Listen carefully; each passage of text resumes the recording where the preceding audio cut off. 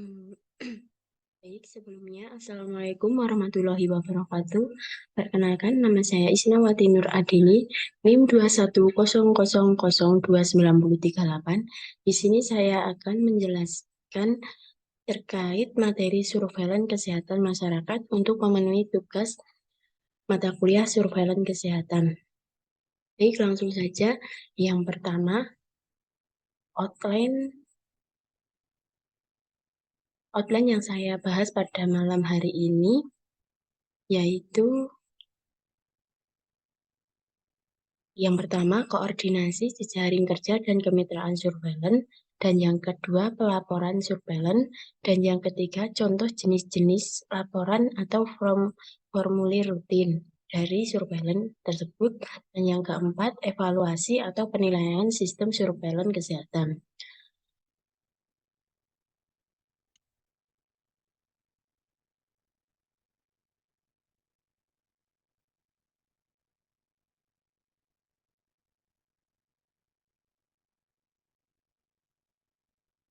Yang pertama, yang poin poin pertama yaitu koordinasi jejaring kerja dan kemitraan surveilan.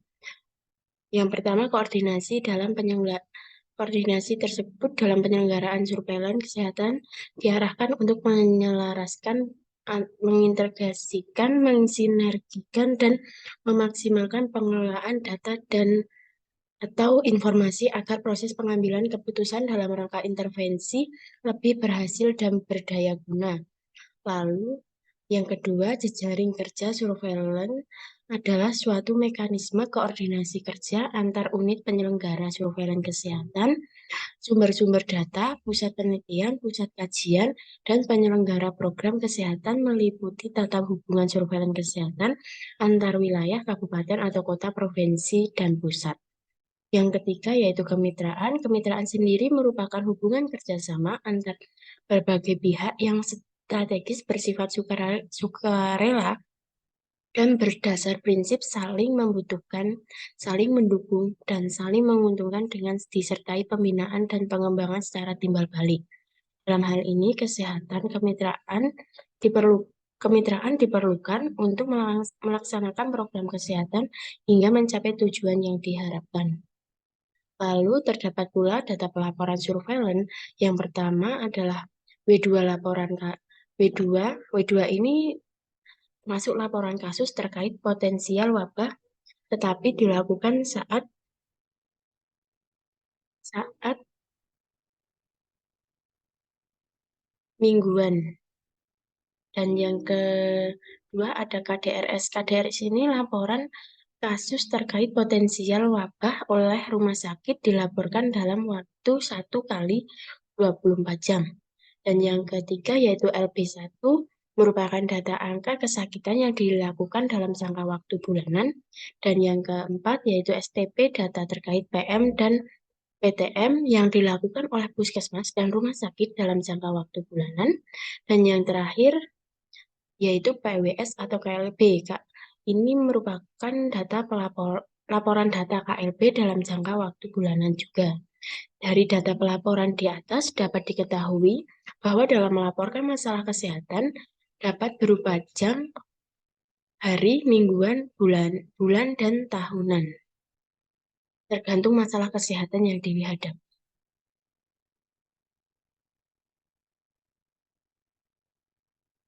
Yang selanjutnya ada sumber data.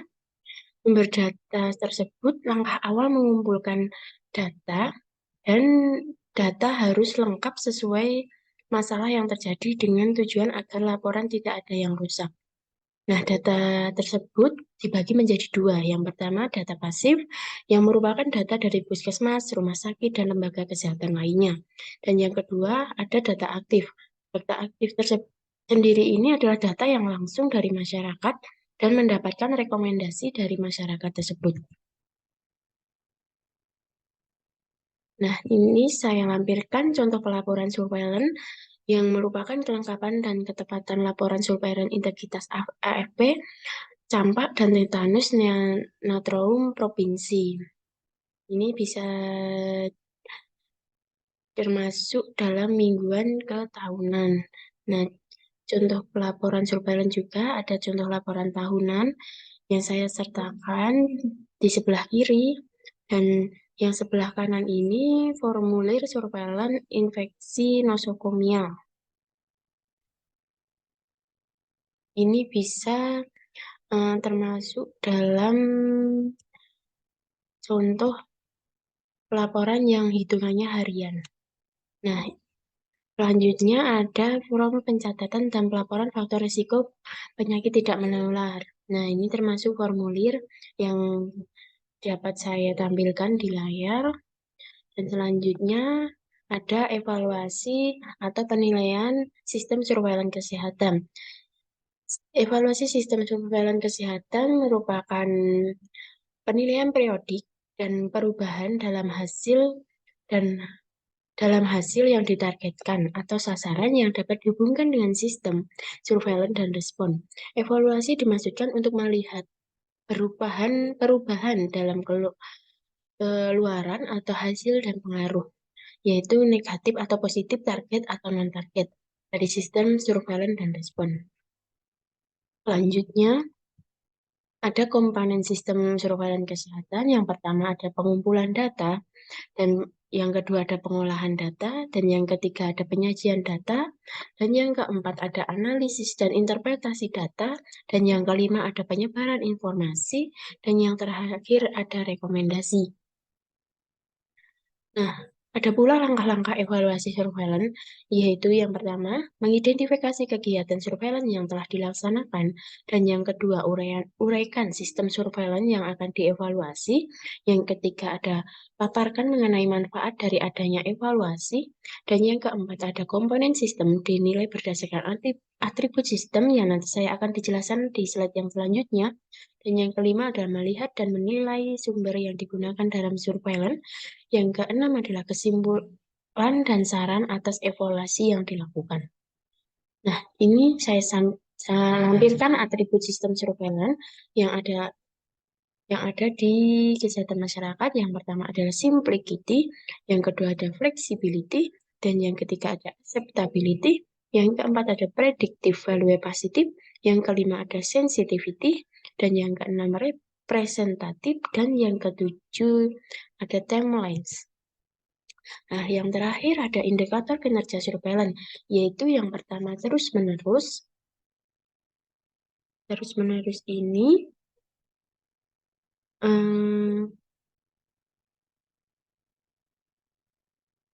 merupakan kegiatan tidak boleh ada yang bolong. Maksudnya terus-menerus itu agak melampauinya harus rutin. Jadi tidak ada hari yang bolong pada saat pelaporan kegiatan surveillance. Dan yang kedua ada sistematis. Sistematis ini kegiatan pengumpulan data dilaksanakan oleh sistem atau berjenjang, misal Kemenkes, Dinkes Provinsi, Dinkes Kabupaten, dan yang terakhir puskesmas atau rumah sakit. Kegiatan sistematis dimulai dari pengumpulan data sampai rekomendasi, yang saya telah jelaskan di slide sebelumnya, yaitu ada tepat waktu dan yang terakhir ada poin tepat waktu. Tepat waktu ini laporan dikumpulkan dengan waktu yang sudah ditentukan.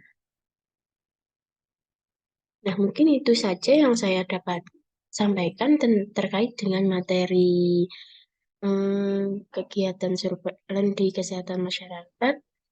Sekian dari saya, ada kurang dan ada kurangnya saya mohon maaf. Sekian dari saya, wassalamualaikum warahmatullahi wabarakatuh. Terima kasih.